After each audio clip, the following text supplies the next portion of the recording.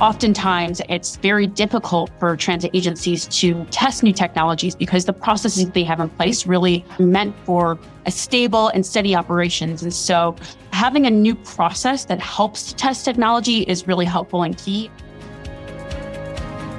This is Transit Unplugged. I'm Paul Comfort.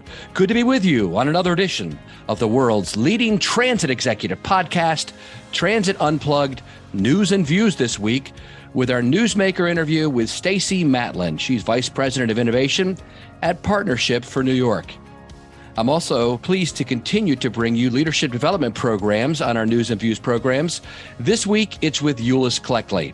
You might recall Eulois Cleckley has been a guest on our podcast before. He's the director and CEO at the Department of Transportation and Public Works in Miami, Florida, and a leader in our industry. And he'll be bringing you some insights into leadership development that I first heard him give at the Florida Public Transportation Association conference a few months back. But first, a look at headline news. And today it's all about CEO news. First, one CEO leaving, and then three brand new CEOs. First off, Tom Lambert. Tom Lambert is CEO of the Metropolitan Transit Authority of Harris County, which is Houston Metro in Texas. He joined that agency in 1979 in its first year of operation, and later became the agency's first chief of police and ultimately president and CEO. And a good friend of ours here at the podcast has announced that he will retire at the end of 2023. He said, "I've been blessed to have worked with talented staff, a dedicated board, and a wonderful community of partners to provide outstanding multimodal transit operations to this region. But after nearly 45 years at Metro, now is the right time to retire." Lambert negotiated an extension to his current contract to continue with the agency until the end of this year. And the Houston Metro Board Chair, Sanjay Ramhamadran, said, "Metro and the region have benefited tremendously from Tom's leadership and service. I certainly understand his desire to close out his successful career at Metro and spend more time with his family." Lambert has led a team of more than 4,000 working each day, and they serve customers across the authority's 1,300 square mile service area. Under Lambert's leadership, Houston Metro expanded light rail service, launched the green and purple lines in 2015. That same year, the agency led the nation in redesigning its entire local bus network in what has affectionately become known as the Houston Plan. They improved transit options 7 days a week, and it really was the lead in the United States, the lead agency in rebooting the bus networks, which became very popular in the next 5 years as transit agencies around the country reconfigured their bus routes to meet the needs of current customers to see an increase in ridership. Tom has been a bastion of leadership to the industry. He certainly will be missed. Congratulations on a long and successful career, Tom. And now we'll look at some new CEOs coming on board. First off, we go to Kansas City. The Kansas City Area Transportation Authority, KCATA, has announced Frank White III as the permanent president and CEO. In August of 2022, White was unanimously named to the interim CEO position by the 10-member KCATA board. With this new appointment, he's the first African-American to lead the organization as CEO, and we wish him great wishes in his new permanent position. And I'm excited to announce that he has told me he's going to come and be on a brand new CEO panel that I'm hosting at the Think Transit Conference at the beginning of April, the Executive Summit. We're going to put on a panel. Charlotte Shaw, my friend from Birmingham, Alabama, had suggested to me there's so many brand new CEOs with under 1 year on the job that we should put them on a panel, put several of them or many of them on a panel, which is exactly what we're going to do. I'm excited that Frank and Charlotte are going to help lead that group, as well as several other CEOs. Speaking of new CEOs, let me announce two other brand new CEOs to their positions. Dottie Watkins has been named president and CEO of the Capital Metropolitan Transportation Authority, commonly known as Cap Metro, in Austin, Texas. She has served as interim CEO since June of 2022. Watkins joined Cap Metro in 1994, working as a part-time shuttle bus driver while attending the University of Texas at Austin.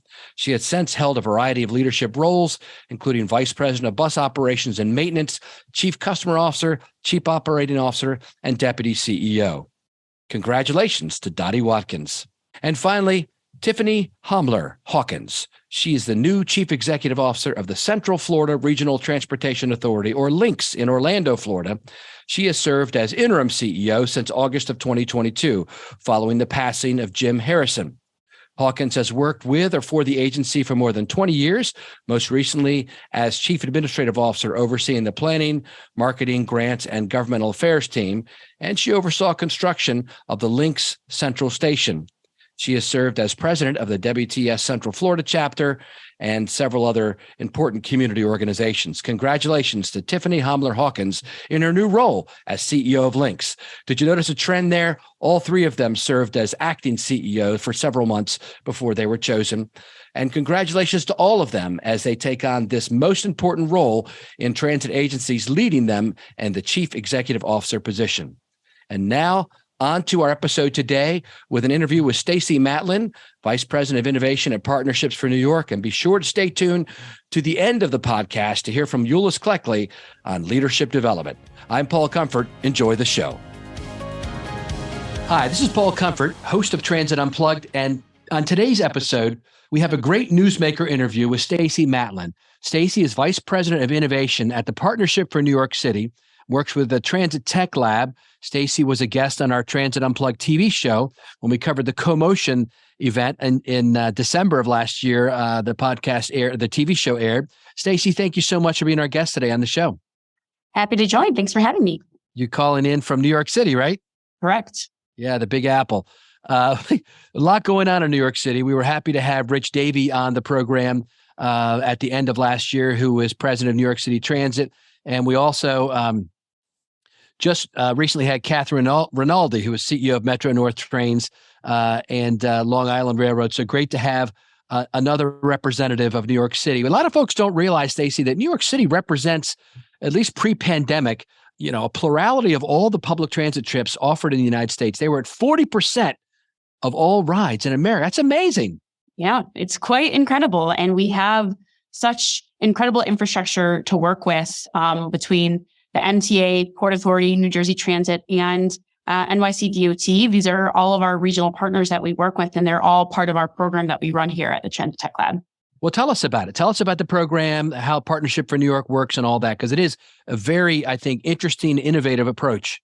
So I work for a nonprofit called the Partnership for New York City, which represents the business community and really 300 plus of the largest employers and CEOs based in New York, working to make New York the global hub of innovation and commerce. And in 2018, the Partnership for New York City worked with the MTA to create a public-private partnership where we were tasked to seek the most innovative companies from around the world and demonstrate how public transit can benefit from that and really making New York the global leader in public transit. And a main program that came out of that, the public-private partnership, is called the Transit Tech Lab. And this is an annual challenge where every single year we work with the MTA, but we also work with all of our regional transit partners. So as I mentioned, Port Authority, New Jersey Transit, and New York Department of Transportation.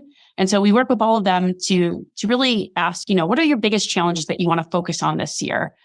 From there, we create typically around 2 broad challenge statements that capture their challenges. And then we go out to market and we request innovative companies from all around the world to apply and demonstrate how they can solve that problem. Really, to date, we've run 8 challenges, tested 36 concepts, conducted 23 pilots, which have led to 6 commercial procurements. So really with the Transit Tech Lab, companies get an opportunity to work with the largest transit agencies in North America, and the agencies get an opportunity to test the technology at no or low risk to them. That's pretty cool. Yeah. So as Vice President of Innovation, what's your job there? What do you do? My job is to make sure the whole process runs smoothly. We work with all of our partners, all of the regional agencies and the staff who really do such incredible work to make sure that we're always aligned with their priorities. And then we also work with the startups who come through our program and help guide and mentor them and make sure that, they're all speaking the same language and help facilitating this testing process. I know you and I talked when we were at CoMotion, which is another hub of innovation for our whole industry. We were talking about some of the successes you've had. Tell us about 1 or 2 of them to kind of give us a context for the type of programs you're talking about. Yeah, happy to. So one example, a company called Axon Vibe, during the pandemic, they were able to quickly create the Essential Connector app, which provided over 300,000 rides to essential workers during the height of the pandemic when subways were closed for cleaning. We also, the public-private partnership helped foster a pro bono contract to make the award-winning live subway map, which shows where trains are in real time on a scalable map, redrawing itself when lines or stations are down. So those are just some examples of work that we've facilitated in the past. That's great. And you have a new challenge coming up. Tell us about that. We have 2 new challenges, actually, which is very exciting. Even better. So the 2 new challenges, we launched these publicly on January 5th, and we are accepting applications until March 2nd. And these 2 challenges are around 1, operational efficiency, and 2, human capital. So the operational efficiency challenge asks, how do we utilize new tools to increase operational efficiencies?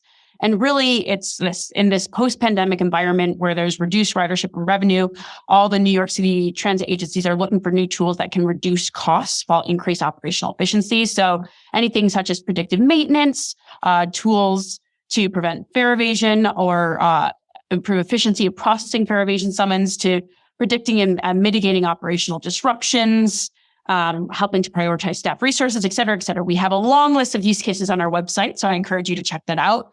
And then for the human capital challenge, how to best utilize human capital resources, it's really around this challenge that not just New York regional agencies, but I believe APTA put out a report that 96% of transit agencies across the U.S. are facing staffing shortages. Yes. And so it really, to meet service needs, agencies are seeking new tools to improve employee recruitment and retention. And so anything from enhanced training tools to speed up and improve hiring and onboarding, to tools to help recruit and retain operations staff, especially those with CDL licenses, et cetera, et cetera. So again, I encourage you to go to transitinnovation.org/lab. And there you'll see our lab website, in addition to the 2 challenges that you can see. And when you click on them, they'll have information about when the challenges are, key dates, info session that's coming up on, I believe, February 15th at 1 p.m., to the use cases, to instructions on how to apply. So lots of information. So really, if you want to go check out our website, that's the best resource we have. That's great. Thank you, Stacey. And I guess my last question for you is, since you are right there in New York City and working in close consultation with some of the biggest businesses there, as well as with the MTA, what do you see happening in public transit headed into 2023? I know congestion charging is a hot topic. I just interviewed someone about that topic recently.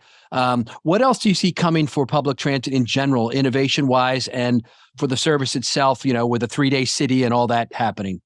Yeah, well, I mean, New York is not the only public transit agency that's really trying to think of new revenue sources to uphold and continue to maintain service. So congestion pricing is probably one of the best tools that we have to have consistent revenue, to make sure that our resources in public transit are continued to be invested in.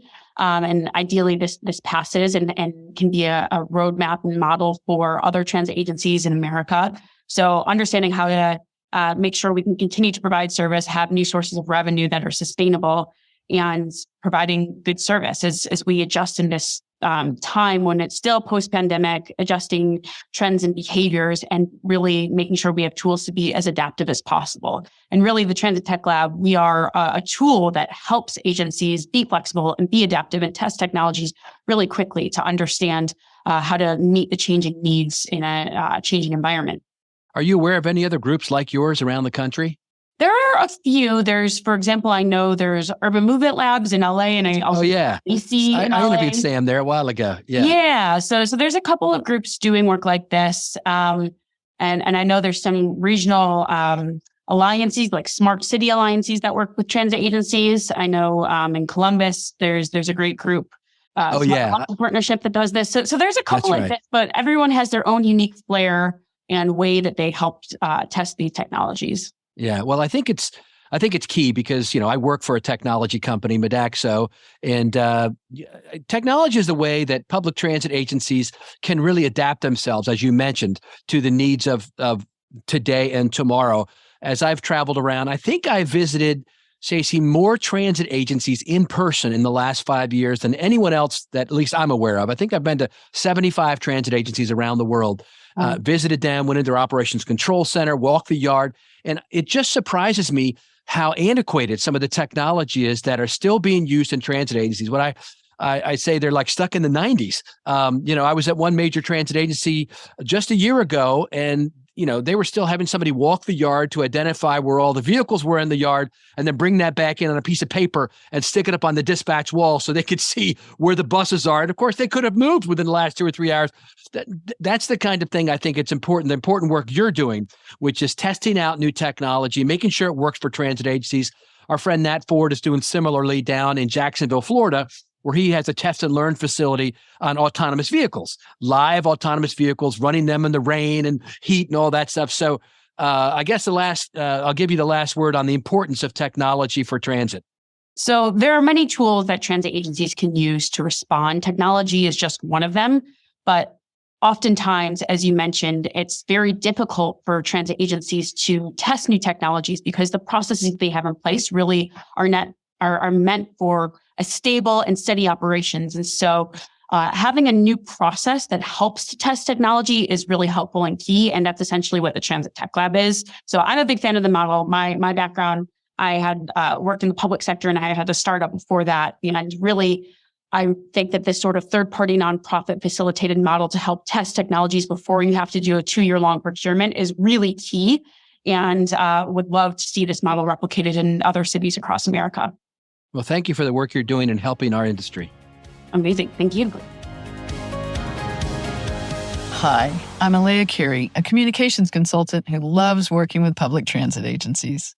We used to call them advertising specialties, but today we mostly use the word swag to refer to the small items and tokens we put our brands on and give away to promote our organizations.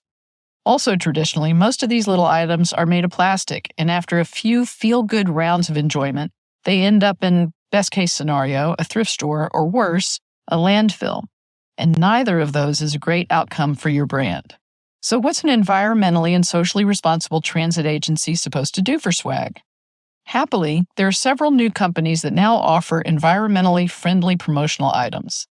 These can include notepads and pencils, metal commuter cups and water bottles, and steel straws that come in a little canvas pouch bearing your logo. Also, some providers can make items using planet-friendly production processes. If you're really interested in overhauling your entire swag approach, consider not just sustainable materials, but completely local providers. Many agencies I know have focused on working with local artists and artisans to create limited edition designs and custom ideas for transit organizations. This works especially well when you partner with a local food company to create things like custom pastries for an event. Sure, your customers won't have that cookie to carry around for months, but the good taste of your choice will linger. And you might get a press opportunity in this interesting approach. If you'd like to talk more about modern-day swag or anything else related to communications and public transit, look me up on LinkedIn. My first name is spelled E-L-E-A, last name C-A-R-E-Y. Thanks for sticking with us today on Transit Unplugged. And now we're on to our new feature on leadership development in public transportation. Excited to have with us today Eulois Cleckley, who is the director and CEO of the Miami-Dade Department of Transportation and Public Works. Eulois is a good friend of mine. Thank you so much for being on the program today. Thank you, Paul. It's always great to have a conversation with you, especially about this topic called leadership. So thank you. Yes. Tell us about that. Why is leadership important? You've held a number of leadership roles in our industry. Yes. Leadership is extremely important. One is that strong leadership not only helps to run a efficient, effective, and productive department, but it really helps the individuals that work for that organization to maximize their potential. And what I've found in a variety of different positions that I've held is that if you have a lack of leadership within a specific department, not only impacting that department's ability to be sound and do what's best for the general public, especially from a transportation service standpoint, but you're impacting sometimes generations of employees and their families. If you do not set a culture that really cultivates leadership, and leadership really is about people, and it's about the people you serve, and it's also about the staff that works very hard for you every single day. And so if you're not focused on making sure you're preparing and protecting your staff, and you're leading your staff, and you're setting a sound vision for them, you're really putting a department in a bad position to not be as effective as what it could be. And then for those employees that are highly talented and could go on to do great things, you're suppressing their ability to do so. And so, I found that strong leaders create that culture where everybody feels empowered and they come to work energized and excited, and then they go on to do great things. And so it's extremely important from a general public as well as an individual employee standpoint to make sure that a department and organization really is led by strong leaders. And you have a few principles you like to focus on, right? You and I were recently at the Florida Public Transportation Association conference, and I asked you to share, I'd like you to kind of run through those with our listeners today. Absolutely. And this is based off of my experience and what I've not only seen and observed from other leaders that I respect throughout the industry, but also what I've had to, I would say, endure and or expect from myself to make sure that I lead my staff appropriately. And I always start off with this acronym called REPS. And I'll talk about the first half of it is REPPS, and I'll talk to the R, the E, and the P aspect of REPS. And the first letter in this acronym, R, really is about results. And at the end of the day, the general public, whether you're transit or, in our case, on the public works side, and then transportation as a whole, your job is to make sure that you are delivering projects, programs, policies, and services that make people's lives better. And so really, at the end of the day, it's about the result, the outcome. What are you doing to ensure that you are being progressive and you're showing improvement? And a lot of times what we end up doing just naturally because of the work, a lot of day on a day-to-day basis it's one that we have to do a lot of activity and the like. But there's a difference between just doing things and progression. And really progression is about improving the current status, making things better, whether it be the assets you're responsible for and making them be in a better condition and state of good repair. The service that you're providing, making sure that service is one that's efficient and safe for the people that you serve, and that you're measuring those results. At the end of the day, if you focus in on that first, above all, everything that you do should be focused on the outcome and results oriented. And if you do that, then not only your staff can have a situation where they're being acknowledged for the results and the positive things that are done, that also kind of rolls up from the leadership standpoint where as the department begins to build a brand that you can deliver results is extremely important. So always focus on results, number one. Number two, and the second letter in the acronym is E, that stands for expectations. And so from my experience, what I tried to do when I started off in a new leadership role is really spend time listening to the staff and trying to understand where the specific organization was in terms of its performance. But then after doing an evaluation, setting a not only aspirational, but achievable vision for that specific organization, or department, or division. And when you set a vision, that means you set an expectation. And for example, and now in Miami-Dade, our vision that we've created is to be the world's best provider of transportation options. And yes, that's an aspirational goal. It's a very lofty goal, but I truly believe that we can get there. Now, how do you, your mission and the goals and the tactics need to align with trying to meet that vision. So that's an expectation where one, the staff needs to understand that we are here to be high performing individuals, divisions, and departments. But also everybody else that's involved in helping us to meet that vision needs to step up and meet those high level performance expectations. And so when you're trying to be the best and the world's best, you should expect the best out of every single individual that's working for you. So one, setting that high expectation, and then it generates a great vision, and it generates a lot of interest in making sure people come in every day and figure out a way to meet that vision that you set and that expectation to be the world's best. So you should ask yourself, my response to a customer today, road transit, if I'm a bus operator, did I provide that type level of expectation to make sure that individual knows that we're one of the world's best providers of transportation options? And it just trickles and goes throughout the entirety of the department. And so always set expectations, and don't be afraid to reach far, because you never know the individuals that you have within the department, their ambition. And if you set a very lofty goal, you'll be surprised that they'll end up most times meeting that goal. And the last thing I'll just mention is the P. So it's REP. And that first P in reps is about people. And I've mentioned people throughout our conversation today, but people come really in two forms in terms of what you need to focus in on a leader. One is focus on the people you're here to serve, the customer, the general public. Again, making sure that you're providing those types of services and programs that make and projects that make sense for them, and you're listening to them. But also making sure that before you start talking about delivering any of those projects, programs, and services, you need to focus on leading your staff. And if you are not figuring out ways to protect and position and provide the proper amount of training, support, and empowerment to your staff, you're not maximizing your job as a leader. So it always starts off with your staff first. And sometimes that's very difficult, especially in public sector life, when a lot of times it's focused on the individual, but always challenge ourselves to figure out ways that we first focus on the staff. And the question I always ask all of my leaders is, who have you identified on your team that is ready to take your job when you go elsewhere? And who and how are you preparing that individual to take your job and do it better than perhaps what you did? And if you're not focusing in that aspect, if you're not building that culture, then you're again suppressing somebody's ambition to do great things within their specific job, division, department, or in the industry. And so I'm very much focused on making sure that I empower the staff, that I act as a coach and I'm put people in the right position to maximize their potential. And at the end of the day, if they are doing their best, the department will do their best, and then we'll ultimately end up in a situation where the general public and the people that we serve are really getting in a department that's meeting all of their needs.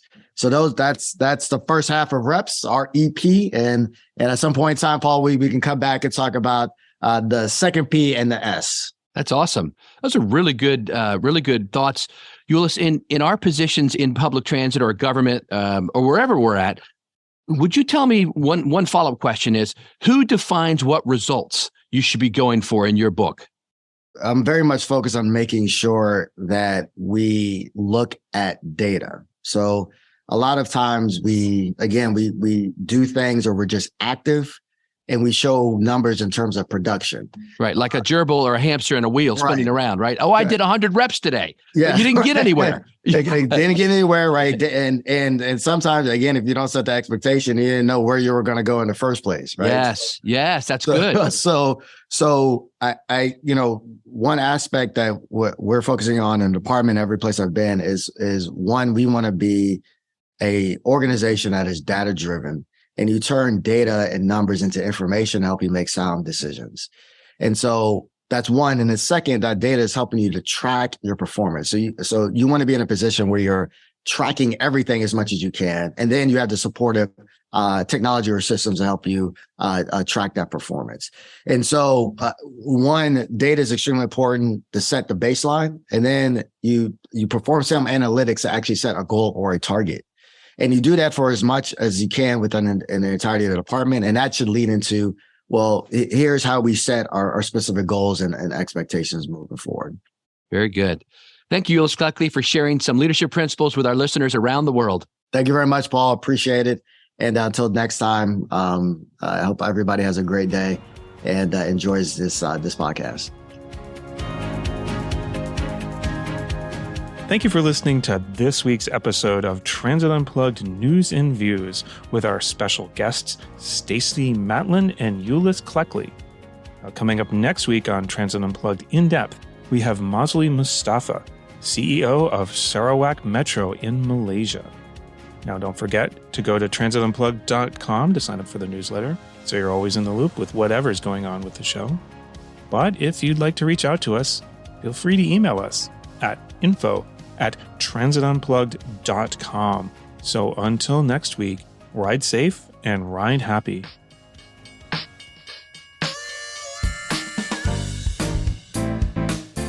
We hope you're enjoying this episode of Transit Unplugged, the podcast. How would you like to see behind-the-scenes footage of the agencies that Paul visits? Then be sure to check out the new Transit Unplugged TV on YouTube. where transit evangelist Paul Comfort dives into the culture, the food, and the transit of major cities around the world. You'll see the operations control centers, how maintenance shops work, and the latest innovations taking place at agencies around the globe as we work together to improve the lives of our transit riders and our communities. Be sure to subscribe to Transit Unplugged TV on YouTube or at transitunplugged.com.